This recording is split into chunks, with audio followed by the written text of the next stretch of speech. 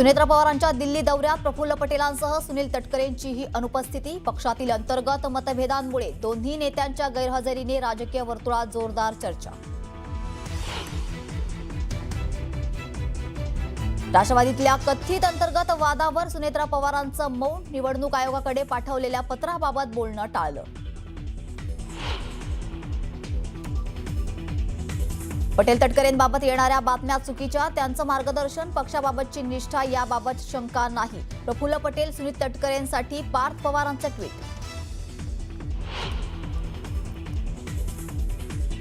खरातकडून अनेकांचे आधार card, pan card वापरून कारनामे। रुपाली चाकणकरांच्या बहिणीच्या नावानंही खातं। भोंदूकराची पत्नी कल्पना खरात विरोधात शिर्डी पोलिसांची लुकआउट नोटीस। कल्पना खरातचा परदेशात पळून जाण्याचा मार्ग बंद। शिर्डी पोलिसांकडून कल्पना खरातचा शोध सुरू। मालेगाव महानगरपालिकेच्या महासभेत पुन्हा राडा। एसआयआरच्या मुद्द्यावरून इस्लाम पार्टी आणि एमआयएम नगरसेवक भिडले। गोंधळामुळे महासभेचं कामकाज ठप्प। डोंबिवलीच्या टिळकनगर हद्दीत अत्याचाराच्या 2 घटना उघड। 22 वर्षीय महिलेवर रिक्षा चालकाकडून सामूहिक अत्याचार, तर दुसऱ्या एका 5 वर्षाच्या चिमुरडीवर अत्याचार। सर्व आरोपींना बेड्या। पुण्यात झाड कोसळल्यानं महिलेचा मृत्यू। शहरातील अनेक रस्ते अवकाळी पावसामुळे जलमय। कात्रजमध्ये अनेकांच्या घरात शिरलं पाणी। आणि पश्चिम आणि उत्तर महाराष्ट्रात अवकाळी पावसाचा कहर। उन्हाळी पीक, भाजीपाला आणि फळबागांना मोठा फटका। सगळ्यांचं स्वागत। नमस्कार, मी अमीर गद्रे। पहिली मोठी बातमी आपण बघूया। 3 पत्रांमुळे घोळात अडकलेली राष्ट्रवादीचं पहिलं पत्र 16 फेब्रुवारीचं तटकरे आणि पटेलांची सही आहे। दुसऱ्या पत्रामध्ये सुनेत्रा पवारांच्या पदाचा उल्लेख आहे आणि तिसऱ्या पत्रामध्ये 28 जानेवारी ते 10 मार्च पर्यंतची ही पत्र ग्राह्य धरू नये अशा पद्धतीचं पत्र आहे। आताच्या क्षणाची महत्त्वाची बातमी आपण बघतोय। 3 पत्रांमुळे राष्ट्रवादी जी आहे ती घोळात अडकलेली आहे। पहिलं पत्र 16 फेब्रुवारीचं आहे, तटकरे आणि पटेलांची सही आहे। दुसऱ्या पत्रामध्ये सुनेत्रा पवारांच्या पदाचा उल्लेख आहे आणि तिसऱ्या पत्रात 28 जानेवारी ते 10 मार्च पर्यंतची पत्र ही ग्राह्य धरू नये असा त्यात उल्लेख आहे। तारखांच्या घोळात राष्ट्रवादी अडकलेली आहे। कोणतं पत्र खरं हा पेच खरं तर सगळ्यांसमोर आहे आणि त्यामुळे राजकीय वर्तुळात सुद्धा या संदर्भात चर्चा होते।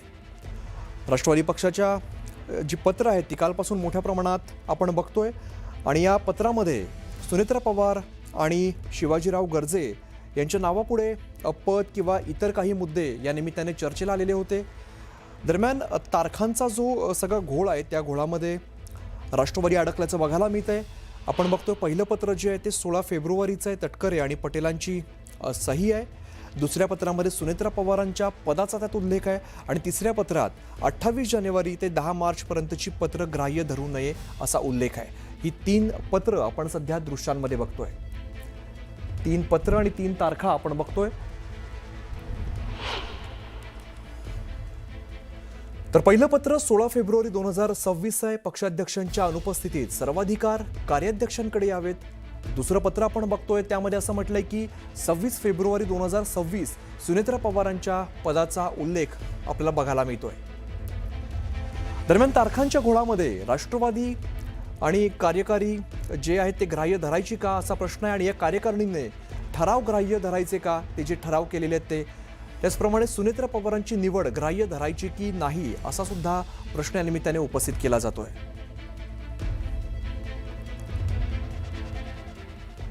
तर नेमकं पत्र काय काय आहे, तो काय नेमका घोळ आहे ते आपण बघूया। पहिलं पत्र जे आहे ते 16 फेब्रुवारी 2026 पक्षाध्यक्षांच्या अनुपस्थितीत सर्वाधिकार कार्याध्यक्षांकडे असावेत असं सांगितलेलं आहे।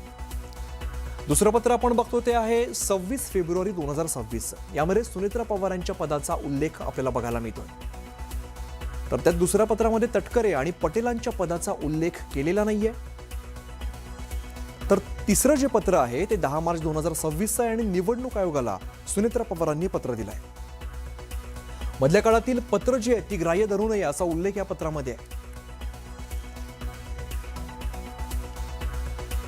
आमचे प्रतिनिधी प्रणाली कापसे या संदर्भात आपल्याला अधिकची माहिती देत आहेत। प्रणाली, काय अधिकची माहिती आहे? प्रणाली यांच्यापर्यंत पोहोचण्याचा आपण प्रयत्न करू. मात्र आपण बघतो 3 पत्रांमुळे खरं तर राष्ट्रवादी घोळात अडकल्याचं बघायला मिळते. पहिलं पत्र 16 फेब्रुवारीचं आहे, तटकरे आणि पटेलांची सही त्यावरती आहे. दुसऱ्या पत्रामध्ये सुनेत्रा पवारांच्या पदाचा उल्लेख आपल्याला बघायला मिळतोय. तारखांच्या घोळात कशी राष्ट्रवादी अडकली आपण बघतोय. आणि तिसऱ्या पत्रामध्ये 10 मार्चपर्यंतची पत्र ग्राह्य धरू नये असा उल्लेख आहे. प्रणाली कापसे आमच्या प्रतिनिधी आपल्यासोबत आहेत, त्यांच्याकडे आपण जाऊया. प्रणाली, जी 3 पत्र आहेत त्या 3 पत्रांच्या घोळात राष्ट्रवादी अडकल्याचं बघायला मिळते, काय अधिकची माहिती आहे? आत्ताच्या घडीची ही सगळ्यात मोठी बातमी आहे. जो पत्रव्यवहार निवडणूक आयोगाला करण्यात आला आहे, केंद्रीय निवडणूक आयोगाला करण्यात आलेला आहे आणि या पत्रव्यवहारामध्ये एकमेकांची पत्र ही कशी पद्धतीने निरस्त होईल हे आपण बघताना पाहतो आहे. आणि त्याचा परिणाम असा झालेला आहे की आत्ताच्या घडीला सुनेत्रा पवार ज्या राष्ट्रीय अध्यक्ष आहेत राष्ट्रवादी पक्षाच्या, त्यांचं पद ग्राह्य धरावं का हा मुद्दा उपस्थित झालेला आहे. दुसरा मुद्दा असा उपस्थित झालेला आहे की या सुनेत्रा पवारांच्याच सहीचं पत्र हे पार्थ पवारांच्या राज्यसभेच्या अर्जावर आहे, त्यांची सही आहे. जर त्या राष्ट्रवादीच्या राष्ट्रीय अध्यक्षच नाही आहे तर मग त्यांची जी सही आहे त्या पत्रावर किंवा त्या अर्जावर, आणि त्या अर्जावर आता पार्थ पवार निवडणूक जिंकून आलेले आहे, मग पार्थ पवारांची निवडणूक राज्यसभेची ती सुद्धा ग्राह्य धरायची का? जर प्रफुल्ल पटेल आणि सुनील तटकरे यांचे प्रदेशाध्यक्ष पद किंवा कार्यकारी अध्यक्ष पद हे जर ग्राह्य धरलं जाऊ नये या असं वाटत असल्यामुळे किंवा या अनुषंगानं जर ते पत्र दिलं गेलेलं असेल 10 मार्चचं, तर मग दरम्यानच्या काळामध्ये राष्ट्रवादीची जी राष्ट्रीय कार्यकारिणी झाली, ज्या कार्यकारिणीमध्ये सुनेत्रा पवार या राष्ट्रीय अध्यक्ष झाल्या, प्रफुल्ल पटेल हे कार्यकारी अध्यक्ष झाले, सुनील तटकरे हे प्रदेश अध्यक्ष झाले, जर या दोघांची निवड ही ग्राह्य धरू नये असं म्हटलं जात असेल तर मग सुनेत्रा पवार यांची स्वतःची सुद्धा निवड जी आहे ती ग्राह्य धरता येणार नाही.